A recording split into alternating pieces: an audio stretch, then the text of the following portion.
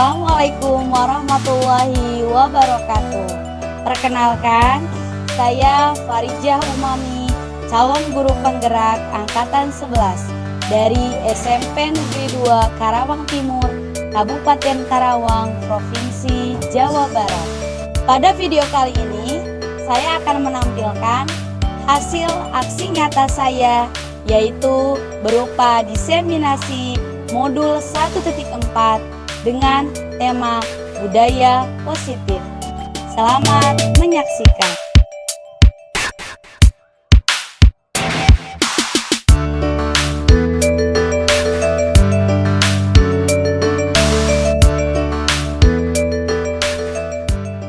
Assalamualaikum warahmatullahi wabarakatuh. Selamat pagi Bapak Ibu guru hebat SMP 2 Karawang Timur. Terima kasih atas waktunya karena pada pagi hari ini bisa menyempatkan waktu untuk bisa mengikuti tugas saya sebagai CGP Angkatan 11 Kabupaten Karawang SMP Negeri 2 Karawang Timur. Kebetulan di modul 1.4 ini saya akan membahas mengenai budaya positif. Sebelumnya perkenalkan dulu, saya Farijah Umami, SPD, CGP Angkatan 11, Kabupaten Karawang, Provinsi Jawa Barat. Puji syukur kehadirat Ilahi Robbi yang telah memberikan kita nikmat sehat walafiat, sehingga pada pagi hari ini kita masih bisa berkumpul dalam acara diseminasi aksi nyata modul 1.4 CGP Angkatan 11. Salawat dan salam semoga terlimpah curah kepada baginda alam, yakni Nabi besar Muhammad SAW. Semoga sampai kepada para sahabatnya, para tabiin tabiatnya, dan mudah-mudahan sampailah kepada kita semua selaku umatnya. Amin amin ya robbal alamin.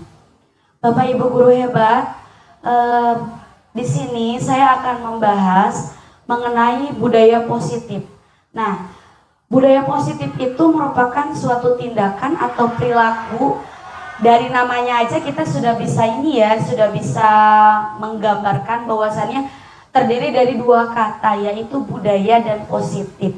Kalau budaya itu adalah suatu kegiatan yang memang sudah mendarah daging.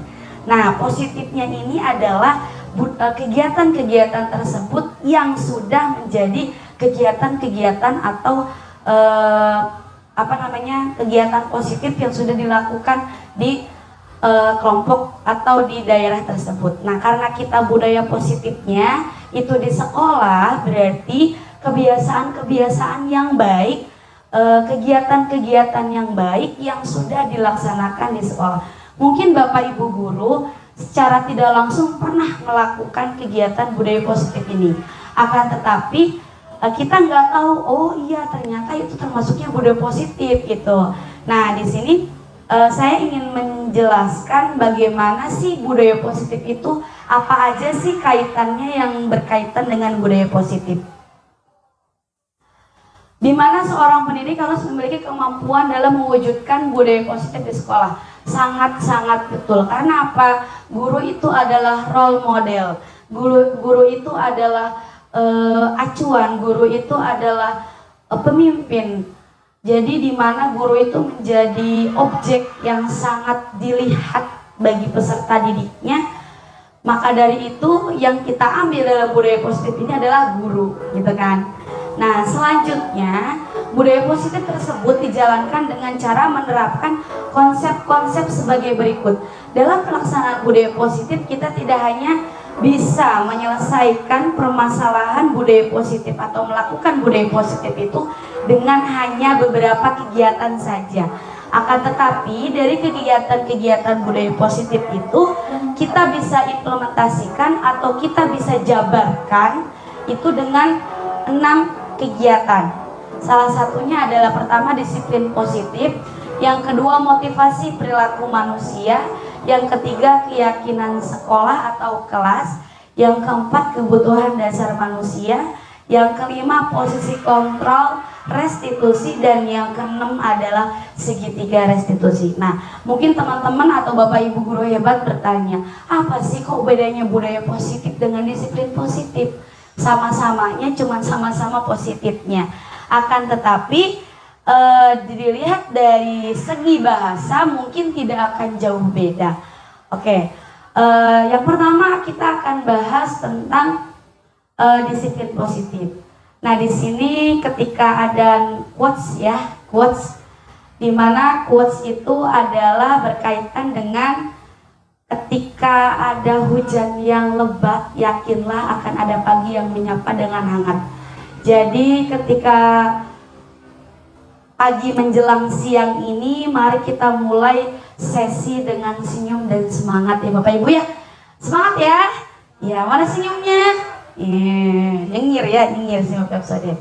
Oke, lanjut disiplin positif. Nah, disiplin positif ini terdiri dari dua kata. Disiplin positif merupakan suatu cara penerapan disiplin yang mengajarkan anak bertanggung jawab dan menumbuhkan kesadaran diri berdasarkan nilai-nilai kebajikan. Disiplin positif ini lebih ke arah disiplin diri yang dapat mengontrol diri dalam melakukan segala tindakan. Salah satu disiplin positif yang sudah kita laksanakan di SMP Negeri 2 Karawang Timur adalah yang pertama pembiasaan sebelum masuk kelas. Ya, Bapak dan Ibu, sebelum pelaksanaan pembelajaran, bel dikumandangkan, kemudian Bapak dan Ibu guru langsung menuju ke kelasnya masing-masing. Kemudian mempersiapkan anak-anak dimulai dari periksa kerapihan, periksa kuku. Nah, itu merupakan salah satu disiplin positif. Jadi kenapa kita harus menerapkan disiplin positif? Supaya anak itu bertanggung jawab. Jangan sampai anak itu disiplin karena takut sama kita. Jadi kenapa ada budaya positif? Nah, ini endingnya adalah disiplin positif. Dengan disiplin yang sudah dilakukan secara berkelanjutan, itu akan menerapkan budaya yang akan dilaksanakan secara berkelanjutan. Tidak hanya hari itu aja karena ada guru. Ketika tidak ada guru, ya sudah tidak dilaksanakan. Nah, disiplin positif ini mengarah kepada disiplin yang dapat mengontrol diri dalam melakukan segala tindakan. Di sini pentingnya kenapa kita harus menerapkan disiplin positif, supaya anak lebih bertanggung jawab. Jadi kan kadang anak ada yang bae we guruna ieu. Jadi teh udah we enggak baris. Nah, ini yang paling sulit. Ya. Dimana dalam menerapkan ini nilai-nilai kebajikan dalam pembiasaan yang kita lakukan ini adalah supaya anak disiplin. Ada nggak sih disiplin yang mengarah ke negatif? Nggak ada ya. Disiplin pasti semuanya mengarah kepada hal yang positif. Disiplin diri dapat membuat murid memahami dan menyadari berdasarkan motivasi internal, bukan akibat paksaan, pujian, ataupun hukuman. Nah, ini yang tadi saya bilang. Jangan sampai anak melaksanakan kegiatan-kegiatan yang baik, tapi itu karena takut sama gurunya. Di sini tugas kita adalah tugas kita bareng-bareng, bahwasannya bagaimana cara kita menerapkan disiplin positif, tapi ada rasa tanggung jawab yang dirasakan anak tersebut, bukan karena takut sama gurunya. Selanjutnya, disiplin merupakan unsur utama dalam terwujudnya budaya positif yang kita cita-citakan di sekolah. Kemarin di diseminasi kebetulan Bu Bella ikut ya Bu ya, tentang visi guru penggerak, di mana visi guru penggerak kami atau saya pribadi di situ adalah menciptakan karakter. Nah, karakter di sini termasuknya ke dalam konsep disiplin positif, dan itu merupakan salah satu cita-cita di sekolah. Jadi saya membuat visi merupakan salah satu angan-angan saya, cita-cita saya pengen apa sih, menciptakan apa sih di sekolah saya ini, di SMP Negeri 2 Karawang Timur. Selanjutnya, guru berpendapat bahwa kalau saja anak-anak bisa disiplin, pasti mereka akan belajar dengan baik. Para guru juga berpendapat bahwa mendisiplinkan anak adalah bagian yang paling menantang. Setuju nggak? Setuju, betul. Jangankan anak ya Bapak Ibu, kita aja sebagai guru kadang suka susah buat disiplin, ya kan? Salah satu yang paling susah adalah disiplin dalam hal waktu. Kadang, apalagi ibu-ibu repot ya, misalkan pagi-pagi harus gigeru heula, nyangu heula, nyiapkeun jeung budak, naon dan sebagainya. Tapi apalah itu, kita harus benar-benar bisa dalam memanage waktu dengan baik. Selanjutnya, nah dalam pelaksanaan disiplin positif ini kita tidak boleh terlepas dari 6 karakter dalam profil pelajar Pancasila. Apa saja? Pasti Bapak Ibu sudah memahaminya. Yang pertama adalah beriman dan bertakwa kepada Tuhan Yang Maha Esa dan berakhlak mulia. Kemudian yang kedua berkebinekaan global. Yang ketiga bergotong royong. Keempat kreatif. Kelima bernalar kritis. Dan keenam mandiri. Jadi dalam pelaksanaan budaya positif kita harus berkaitan dengan 6 karakter dari profil pelajar Pancasila. Selanjutnya, dalam pelaksanaan disiplin positif, kita juga harus tahu bagaimana anak tersebut melakukan disiplin positif itu dengan apa? Pasti dengan ada motivasinya. Entah itu motivasi yang tadi gara-gara takut guru, atau memang motivasi itu memang datang dari dirinya. Nah, kita harus belajar tentang motivasi perilaku manusia. Ada 3 motivasi perilaku manusia. Yang pertama adalah untuk menghindari ketidaknyamanan atau hukuman. Ini yang paling sering kita temui, bahwasannya sulit sekali menerapkan budaya positif karena anak masih memiliki rasa takut ketika tidak melaksanakan. Ini yang pertama. Yang kedua, untuk mendapatkan imbalan atau penghargaan dari orang lain. Ini juga yang paling agak berisiko, bukan berisiko ya, ya betul berisiko ya. Karena ketika kita mengiming-imingi, nih nanti kalau misalkan kamu di depan kelas baris, kamu akan dapat bla bla bla bla, itu sebenarnya tidak boleh Bapak Ibu. Itu akan bisa menciptakan budaya positif, tapi bukan dari tanggung jawab dirinya. Tapi karena itu tadi, karena takut adanya akan hukuman. Yang ketiga itu motivasinya untuk menjadi orang yang mereka inginkan dan bangga diri sendiri dengan nilai-nilai yang mereka percaya. Nah, kadang nilai-nilai yang mereka percaya ini kadang ada yang betul, ada yang salah.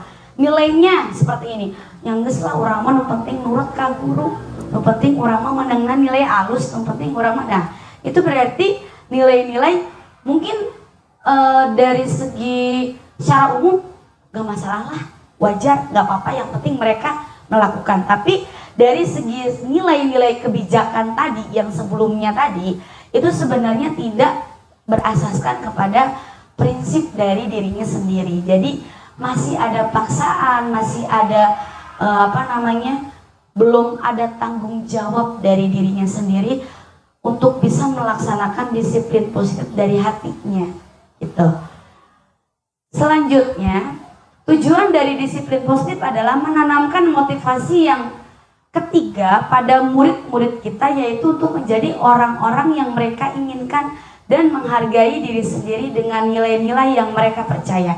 Nah, di sini tugas kita agar peserta didik tidak salah dalam menentukan nilai-nilainya, kita bimbing mereka. Menurut Ki Hajar Dewantara, guru itu adalah menuntun. Guru itu adalah membimbing menuju kebahagiaan yang setinggi-tingginya. Mulai dari dia sebagai murid atau mulai dari dia sebagai nanti di masyarakat. Karena kita nggak pernah tahu murid kita tuh mau jadi apa nanti. Ya kan? Kadang ada anak yang mungkin di sekolahnya pendiam. Tapi ketika nanti setelah dewasa dia jadi TNI, Polri, polisi, kita nggak pernah tahu. Ya. Begitu kan misalkan bapak ibu guru mungkin dulunya nggak pernah berpikir mau jadi guru kan. Tapi kenapa saya jadi guru? Salah jurusan? Oh enggak juga. Semuanya pasti akan ada hikmahnya. Ya. Jadi ketika murid-murid kita memiliki motivasi tersebut, mereka telah memiliki motivasi intrinsik. Motivasi intrinsik adalah motivasi yang berasal dari dalam diri sendiri. Tidak ada paksaan, tidak ada iming-iming apapun, benar-benar real dari dirinya sendiri. Ya. Yang berdampak jangka panjang. Yang tadi saya jelaskan, kita nggak pernah tahu murid kita akan jadi apa nanti di masa yang akan datang. Nah, motivasi yang tidak akan terpengaruh pada adanya hukuman atau hadiah, gitu kan? Kalaupun misalkan bapak ibu ingin memberikan sebuah reward, sebuah hadiah, nggak masalah. Tapi pastikan itu tidak didasarkan karena anak tersebut melakukan sesuatu.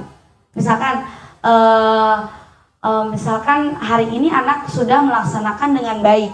Nah, seketika itu langsung nih hadiahnya. Itu akan didefinisikan sebagai anak bahwasannya, oh berarti kalau misalkan saya nurut, saya akan diberikan itu.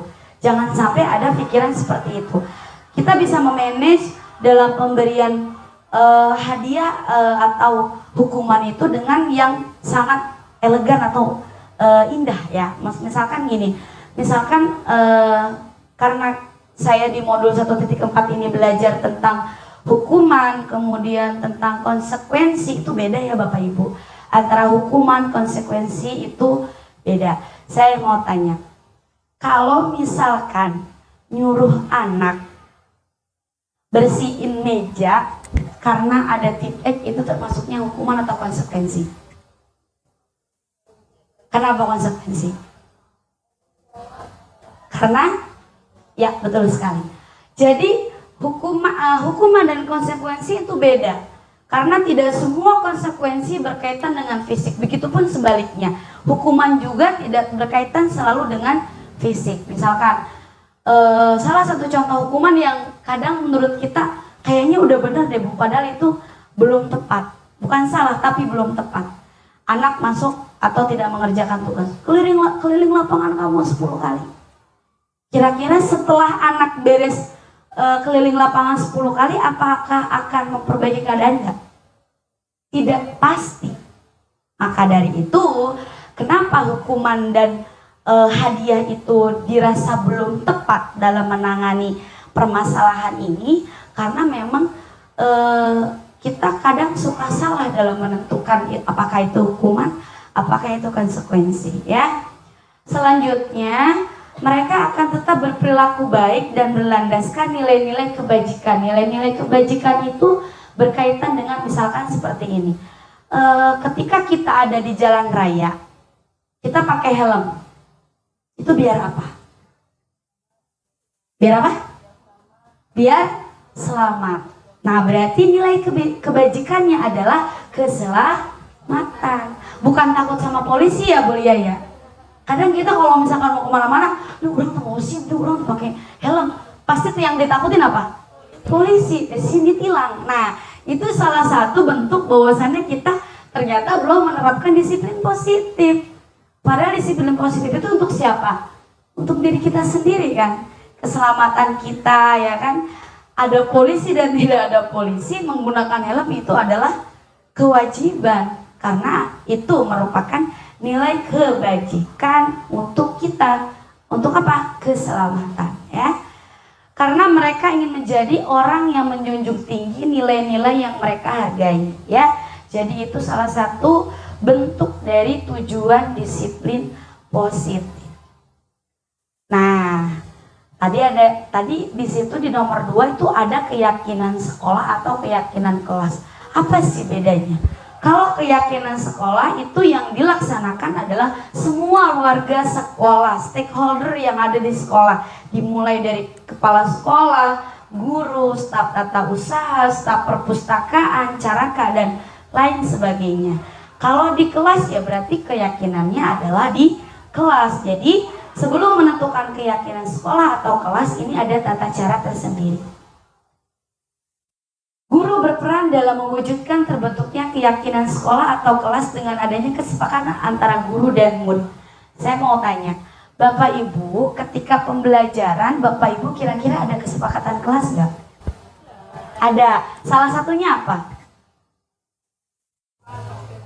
Nggak boleh makan pada saat jam pembelajaran.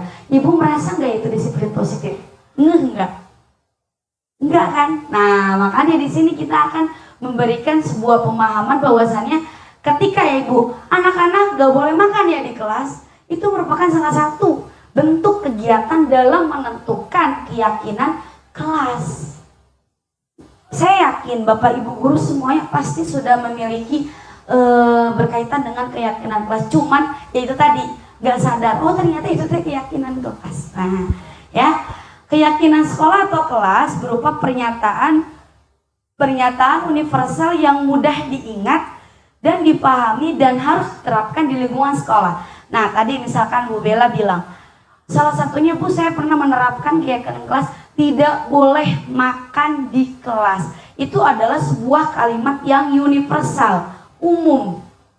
Nah, sebelum membuat keyakinan kelas, kita boleh membuat pernyataan-pernyataan. Misalkan Bapak Ibu bisa mengajarkan memberikan pertanyaan kepada anak seperti ini. Anak-anak, kita buat kesepakatan kelas ya. Baik Bu, kira-kira peraturan atau kesepakatan apa nih yang boleh dilaksanakan dan tidak boleh dilaksanakan? Oh iya Bu, saya mau memberikan pernyataan, misalkan tidak boleh makan di kelas. Catat sama kita, tidak boleh makan di kelas. Kemudian apa lagi? Saya itu Bu, si A suka bolak-balik ke kamar mandi, misalkan dilarang bolak-balik ke kamar mandi tanpa si izin guru. Catat. Jadi kata-kata dalam pembuatan keyakinan kelas itu pernyataan yang universal, jadi yang umum dulu. Nah, jadi setelah perkataan yang umum tadi, yang universal tadi, dikaitkan dengan kalimat positif yang bernilai dengan nilai-nilai kebajikan, ya. Nah, ini salah satu contoh kesepakatan kelas, ya. Jadi kesepakatan kelas ini, sebelum jadi kesepakatan kelas ini, tadi bahasanya universal Bu. Misalkan hadir tepat waktu setelah jam istirahat, berarti bisa dijadikan kalimat positif. Sebelum menjadi kesepakatan kelas, ini kita harus membuat kalimat universal dulu. Misalkan sebelum jadi hadir tepat waktu setelah jam istirahat, misalkan jangan terlambat masuk ke kelas. Kita rubah ke dalam kalimat positif, hadir tepat waktu setelah jam istirahat. Dalam menentukan keyakinan kelas itu tidak boleh ada kata jangan. Makanya dirubah ke dalam kalimat positif tadi ini. Yang tadinya jangan terlambat datang ke sekolah, kita rubah kalimatnya ke dalam kalimat positif menjadi hadir tepat waktu, seperti itu. Misalkan kalau saya bilang seperti ini, jangan makan di kelas, berarti apa kalimat positifnya? Jagalah kebersihan. Jadi kalimat-kalimat dalam menentukan kesepakatan kelas itu tidak boleh kalimat-kalimat yang mengandung unsur jangan. Kalau psikologi itu kan bilangnya, kalau anak itu kalau ngomong jangan malah diapain Bu? Dilakukan. Itu yang membuat kita, kenapa kita harus merubah kalimat jangan itu menjadi kalimat yang positif. Berapa menit Bu? 20. Ya. Selanjutnya keyakinan kelas. Keyakinan kelas ini adalah berisikan tentang nilai-nilai kebajikan. Dari kesepakatan kelas yang banyak, ini kita kita kelompokkan. Misalkan dari hadir tepat waktu, kemudian memakai seragam sekolah sesuai aturan, kemudian membawa perlengkapan alat makan, itu masuknya kepada keyakinan kelas dalam nilai bertanggung jawab. Ini ada ice breaking. Oke, ice breakingnya adalah apa ya? Oke, ice breakingnya adalah ikuti arah jarum jam. Tangannya boleh ke atas satu. Ya. Tadi ice breakingnya apa? Cluenya? Oke. Tapi mata Bapak Ibu ke saya semua ya. Ya, ikuti arah jarum jam. 1, 2, 3 berputar. Berputar, berputar, berputar. Pegang mata.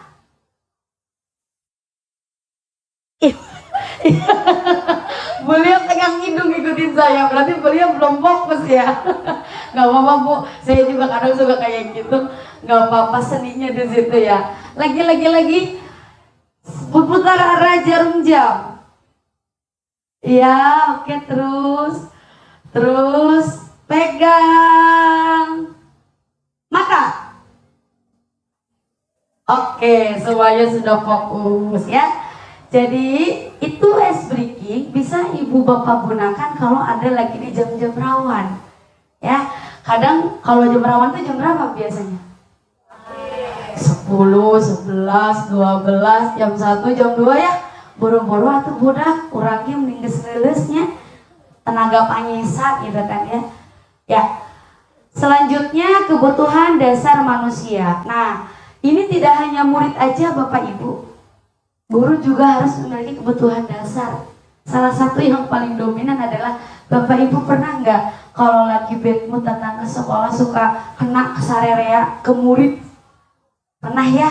Nah, karena kita harus tahu itu termasuknya adalah ke dalam kebutuhan dasar ya. Jadi kebutuhan dasar ini adalah kebutuhan dasar manusia, karena murid manusia bukan? Guru manusia. Nah, berarti antara murid dan guru harus memahami tentang kebutuhan dasar manusia. Apa saja kebutuhan dasar manusia adalah di sini kita kaitkan dengan seorang murid. Ketika seorang murid melakukan suatu perbuatan yang bertentangan dengan nilai-nilai kebajikan atau melanggar peraturan, sebenarnya dikarenakan mereka gagal memenuhi kebutuhan dasar mereka, murid tersebut. Bapak Ibu pernah bertemu dengan anak yang bandel? Pasti. Apalagi wali kelas. Wali kelas ketika bertemu dengan anak yang bandel, home visit kan? Nah, kira-kira ketika home visit, apa pertama kali yang ditemukan? Pertama, broken home. Ya. Kedua, tidak ada biaya untuk sekolah. Ketiga, tidak pede. Nah, karena anak-anak tersebut memiliki kebutuhan dasar yang harus dipenuhi. Jangankan anak, kita juga harus sebagai guru. Apa aja? Pertama, bertahan hidup, kasih sayang dan rasa diterima, penguasaan, kebebasan, kesenangan. Biasanya anak yang, mohon maaf, tidak ada anak yang bandel ya sebenarnya. Ketika anak yang berbeda pada biasanya atau pada umumnya dengan anak-anak yang lain, biasanya ada satu hal yang membuat kita tuh, ini anak kenapa sih kok badek banget? Ini anak kenapa sih kok rewel banget? A, B, C disuruh diem tuh gak bisa. Kalau kata Aisyah Dahlan, laki-laki itu diemnya berapa detik Bu? 3 detik atau 5 detik ya? Iya. Apalagi ini anak yang udah dewasa. Nah, misalkan contoh seperti ini. Ketika kita bertemu dengan anak seperti itu, misalkan ada anak yang bandel, jajanlah di koperasi misalkan. Kamu pelajaran siapa? Oh, pelajaran ini Bu, pelajaran mata mapel A. Oh, kenapa kamu jajan? Lapar Bu. Nah, ini salah satu kebutuhan manusia. Kita sebenarnya nggak bisa nyalahin anak kenapa jajan, karena memang kebutuhan dasar dia belum terpenuhi. Kira-kira kalau belajar lapar, masuk enggak sih kalau belajar? Enggak ya. Jangankan anak kita di hoream gitu kan. Nah, itu adalah salah satu contoh bahwasannya ketika salah satu kebutuhan dasar tidak terpenuhi, maka dalam proses pembelajaran itu tidak akan berjalan dengan baik. Misalkan Bapak Ibu lagi ngajar udah, aduh lapar tapi kesnep, kumanya ke kelas ela darela. Itu merupakan salah satu kebimbangan kita sebagai seorang guru. Sebenarnya kita memang harus memenuhi kebutuhan dasar ini. Akan tetapi karena kita kalah dengan tanggung jawab, jadi kita mengesampingkan kebutuhan dasar ini. Sebenarnya sebenarnya tidak. Maka dari itu tadi memanajemen waktu. Kita nggak bisa menyalahkan, aku masih tereh amat belte gitu kan. Itu. Selanjutnya, next, kebutuhan bertahan hidup, survival. Jadi bertahan hidup, misalkan kadang ada anak yang dalam kasus ini adalah Doni, ketika ditanya oleh Ibu Ambar, dia lapar dan orang tuanya tidak membawa bekal makan siang. Maka kebutuhan dasar yang sedang berusaha dipenuhi oleh ini adalah kebutuhan dasar untuk bertahan hidup. Makanan adalah sumber bertahan hidup yang tadi saya jelaskan ya. Jadi kita sebenarnya tidak tepat juga ketika menyalahkan kelas, karena memang dia lagi butuh makan, gitu kan. Lanjut, kasih sayang dan rasa diterima. Anak broken home itu kira-kira butuh kasih sayang kan? Makanya anak broken home itu rata-rata cari perhatian sama guru, pengen ditanya, kamu kenapa kemarin gak masuk sekolah? Saya kesiangan Bu. Kenapa bisa kesiangan? Saya nggak ada yang bangunin Bu. Rata-rata seperti itu. Karena dia tidak memiliki rasa diterima dan rasa kasih sayang. Saking orang tuanya sibuk, kewajiban orang tuanya tidak bisa membersamai anaknya dalam proses belajar. Selanjutnya, kebutuhan penguasaan atau pengakuan atas kemampuan. Dalam kasus ini dia merasa hebat karena temannya jadi takut dengan dia dan menuruti keinginannya. Maka sebetulnya Doni sedang berusaha memenuhi kebutuhan dasarnya akan kekuasaan. Jadi biasanya anak seperti ini tidak diberikan kebebasan memilih oleh orang tuanya. Jadi semuanya diatur sama orang tuanya. Karena dia di rumah tidak bisa bebas, maka dia lampiaskan di sekolah. Kalau bahasa kasarnya tuh asapang aina pang jago nak gitu. Seorang anak kebutuhan dasarnya tidak terpenuhi ketika di rumah. Selanjutnya kebebasan. Dalam kasus ini merasa bosan dengan bekal makanan yang dibawakan ibunya dari rumah. Karena ibunya selalu membawa bekal yang sama. Oleh karenanya mencoba makanan teman-teman yang beraneka ragam, maka Doni sedang berusaha memenuhi kebutuhan akan kebebasannya. Nah ini tadi sama seperti tidak ada kepercayaan atau orang tuanya mungkin tidak memberikan hal-hal yang membuat anak menjadi lebih mandiri. Harusnya ketika diberikan bekal, disisipkan. Apapun yang dibekali ibu itu harus disyukuri. Jadi kita sebagai nanti ketika menjadi orang tua, kita mungkin bisa memberikan afirmasi-afirmasi positif kepada anak sehingga itu bisa menjadikan sebuah karakter dalam waktu yang jangka panjang. Selanjutnya yang terakhir adalah kesenangan. Itu tadi ketika anak tidak merasa senang di rumah, dia akan mencari kesenangan di luar. Salah satunya adalah di sekolah.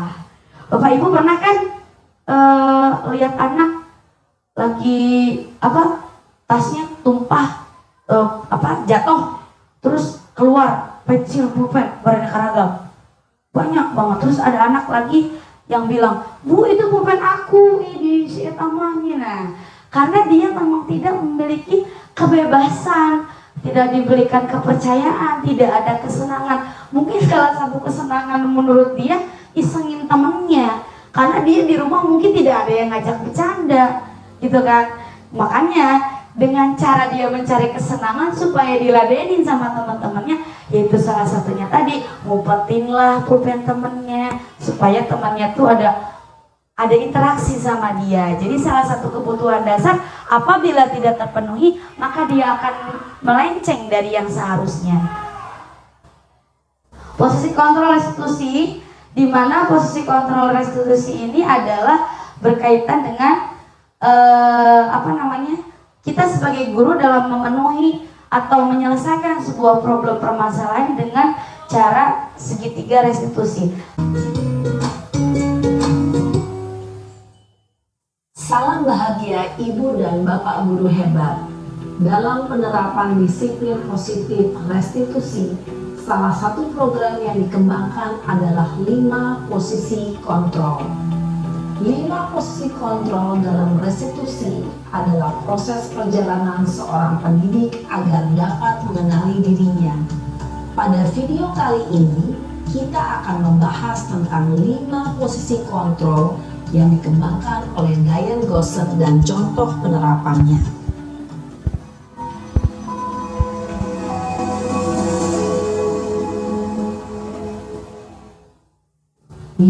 Posisi kontrol itu adalah 1.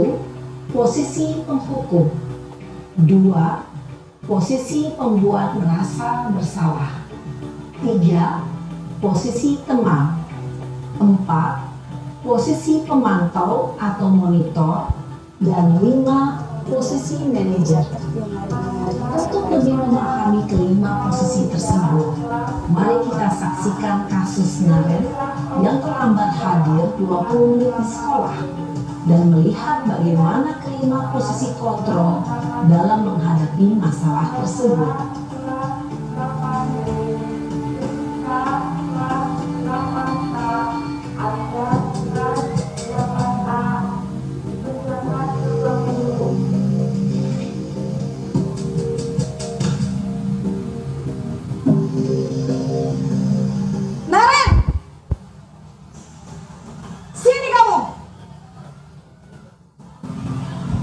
Selamat pagi, Bu. Selalu terlambat. Kamu deh, pasti terlambat. Maaf, Bu. Saya... Apa? Apa coba? Alasan kamu apa lagi? Kapan sih kamu tidak terlambat? Malas sekali ya kamu jadi anak. Saya... Dasar pemalas. Gak kapok-kapok sih kamu. Sudah berapa kali terlambat? Sana, kamu keliling lapangan basket 2 kali. Kenapa saya harus keliling lapangan basket, Bu? Kenapa? Kamu melawan ibu? Berani-beraninya jawab. Sudah terlambat, masih berani jawab pula. Sekarang, keliling lapangan basket 5 kali sekalian. Biar kapok. Cepat. Pergi sana ke lapangan basket. Posisi penghukum biasanya berbicara dengan nada tinggi, menghardik, menunjuk-nunjuk, menyakiti, dan menyindir. Hukuman bisa berupa fisik maupun psikis. Ibu dan bapak guru hebat. Dampak yang terjadi pada murid ketika guru berada pada posisi penghukum adalah murid cenderung akan memberontak, bahkan menyimpan dendam.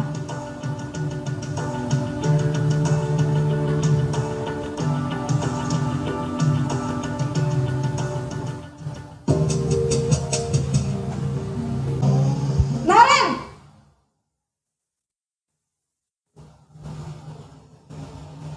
Selamat pagi, Bu. Naren.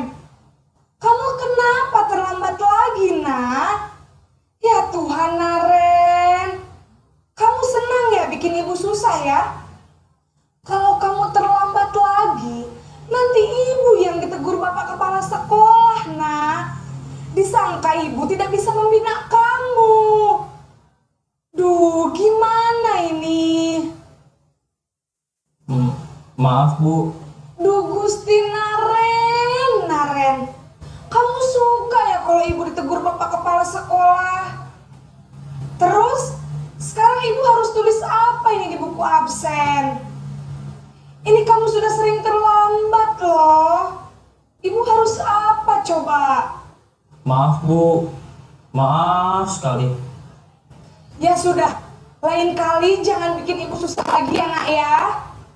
Ibu tidak akan kuat lagi kalau kamu begini terus. Bisa jantungan kalau ibu ditegur bapak kepala sekolah. Sana cepat ke kelas. Maaf ya, Bu. Maaf sekali.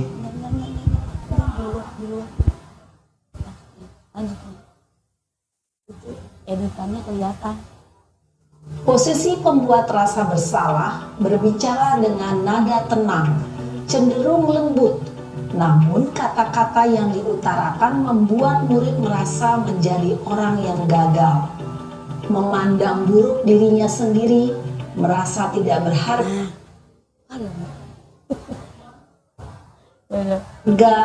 dan tidak sanggup membahagiakan orang lain. Ketika guru mengambil posisi pembuat rasa bersalah, murid akan menganggap dirinya yang bersalah dan ia akan menyimpan emosi negatif tersebut di dalam dirinya.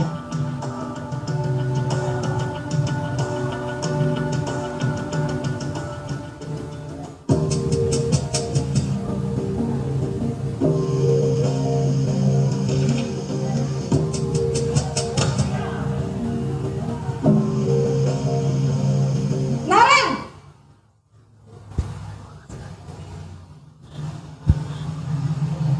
Selamat pagi, Bu. Wah, sudah jam berapa ini nak? Terlambat lagi ya sayang. Iya, Bu. Habis ibu saya lupa bangunkan saya, Bu. Kamu malah menyalahkan ibu kamu. Kamu bukannya anak yang larinya paling kencang. Kok terlambat sih? Iya, Bu. Saya memang terlambat bangun tadi. Jadi, biarpun saya lari kencang, tetap gak kekejar, Bu. Ya sudah sana. Nanti lain kali larinya lebih kencang lagi ya. biar gak terlambat lagi. Bikin seneng ibu demi ibu. Bisa kan? Bisa lah, Bu. Ya sudah, sana masuk kelas. Ibu beresin urusan absen kamu. Kamu ini ada-ada saja. Dalam posisi teman, guru berbicara dengan nada suara ramah, akrab, cenderung bersenda gurau untuk menjaga suasana tetap santai. Murid akan merasa senang, aman, dan akrab dengan guru. Identitas yang tercipta adalah identitas sukses atau berhasil. Namun, perlu diingat, karena ini masih dorongan eksternal, maka ada faktor ketergantungan dari murid kepada orang tertentu. Di sini guru absennya, sehingga di lain waktu murid bisa berperilaku baik, namun hanya kepada orang-orang tertentu saja.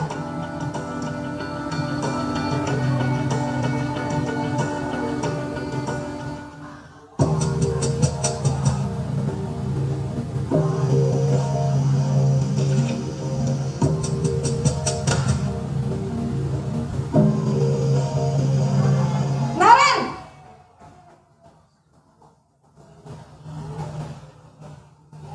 Selamat pagi, Bu. Naren, apa peraturan sekolah kita tentang jam berapa kita harus masuk sekolah, nak? Kita harus di sekolah jam 7, Bu. Iya, betul. Sekarang sudah jam 7.20. Naren sudah tahu konsekuensinya jika terlambat hadir. Paham, Bu. Saya harus tinggal kelas pas jam istirahat selama 20 menit. Iya, benar. Konsekuensinya demikian. Jadi nanti jam 9.30 pas istirahat, kamu harus tinggal di kelas, kerjakan tugas tambahan untuk ketertinggalan kamu, ya? Baik, Bu. Posisi pemantau mengandalkan penghitungan atau data untuk mengontrol murid. Guru mengarahkan murid berdasarkan peraturan dan konsekuensi. Seorang pemantau menunjukkan bahasa tubuh dan ekspresi wajah yang datar dan cenderung formal.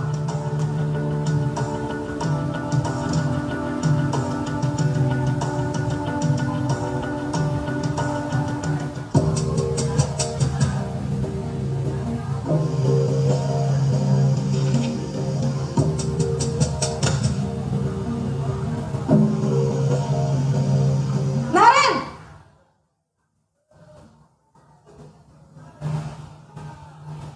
Selamat pagi, Bu.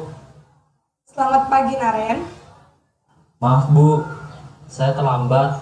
Iya, sekolah masuknya jam 7, sekarang sudah jam 7.20. Jadi sekarang bagaimana ini, Naren? Maaf, Bu. Saya lupa setel alarm saya semalam. Baiklah, menurut kamu, keyakinan sekolah yang mana yang perlu kamu tingkatkan? Menghargai diri sendiri dan orang lain mungkin ya, Bu. Setuju. Jadi, apakah Naren meyakini prinsip saling menghormati tersebut? Iya, Bu. Saya meyakininya. Apakah Naren bersedia memperbaiki masalah keterlambatan ini? Bersedia, Bu. Bagaimana kamu akan perbaiki masalah keterlambatan ini? Saya akan coba untuk tidak lupa menyetel alarm saya, Bu. Baik, kalau Naren lupa menyetel alarm di rumah, ada orang yang kira-kira bisa bantu mengingatkan tidak?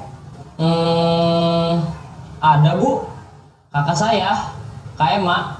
Ada lagi selain Kak Emma? Selain Kak Emma, ada ibu saya. Baik, Ini dituju setiap pendidik. Pada posisi inilah, guru dapat menerapkan disiplin positif yang berpihak pada murid, yang memerdekakan murid. Perjalanan seorang pendidik tentunya tidak mudah untuk sampai pada posisi seorang manajer. Namun, tujuan kita pasti, yaitu menciptakan murid-murid yang mandiri, merdeka, dan bertanggung jawab. Semoga penggambaran 5 posisi kontrol yang telah diperlihatkan ini dapat menjadi ajang refleksi bagi kita semua. agar dapat terus mengasah dan menerapkan disiplin positif yang memerdekakan murid. Mari terus berlatih dan bersemangat. Selamat menerapkan. Salam dan bahagia Ibu dan Bapak Guru hebat. Ya, jadi itu adalah gambaran tentang bagaimana posisi kontrol sebagai seorang guru. Nah, jadi kira-kira kita sebagai guru rata-rata menggunakan posisi kontrol mana nih yang paling sering? Kayaknya penghukum ya. Iya, karena babarian dia tulak cangkeng, babarian kieu jeung babarian kamu ya bla bla bla. Itu mungkin sifat dasar manusia ya, karena hawa nafsu itu naik turun ya situ ya. Jadi ketika sudah diawali sama semua peristiwa, jadi kita nggak bisa kontrol emosi. Tapi sebagai seorang guru, penting bagi kita untuk memahami posisi kontrol restitusi ini.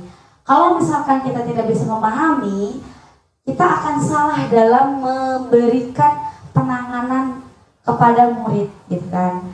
Jadi yang tadi, jangan sampai sama perlakuan orang yang anak yang bager, yang galak, itu harus ada perbedaan. Justru dengan kita memahami 5 posisi kontrol ini, kita bisa menangani peserta didik secara tepat.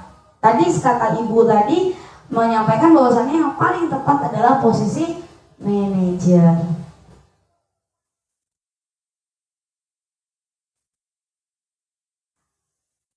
Di antara kelima posisi kontrol tersebut, sebaiknya seorang guru menggunakan posisi kontrol sebagai manajer.